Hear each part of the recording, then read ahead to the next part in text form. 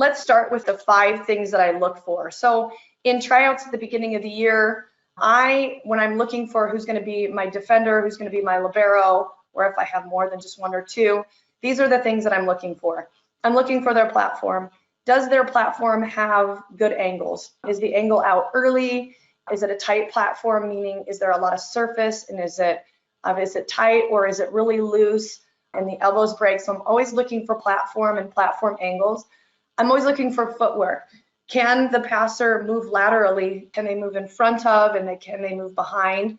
I find that most kids can move laterally, and some are better at moving in front and not in back, or some are better moving to the back and not in the front. So I'm always looking for the footwork. Vision. This is something that in the last 5 years I've really focused on and been intentional about looking for drills and creating drills that allow my kids to help see.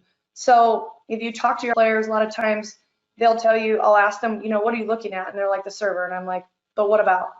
And they're like, well, I'm just looking at the server. And I'm like, yeah, but what specifically are you looking for? So a kid who's got good vision is probably going to be looking for a lot of different things coming from the server's body. So I'm looking for their vision. Can they see the server on the other side of the court? Do they understand serving tendencies? Have they been picking up on who's serving where?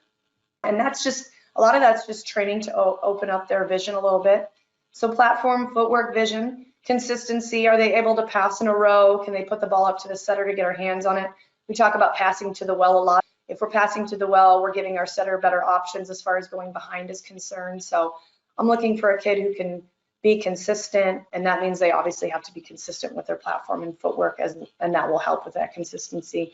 And then finally, communication. Communication is a big thing in my gym. I choose people to play defense for me that have a voice. If they are constant, if they're calling early, if they're making verbal and physical communication or cues, that's what I'm looking for. And when I say physical communication, that's more of like when you're getting into situations where it's really loud, being able to use some physical cues to help the passers around you, know what you're doing. So these 5 things are the things that we really work on and we train every single day.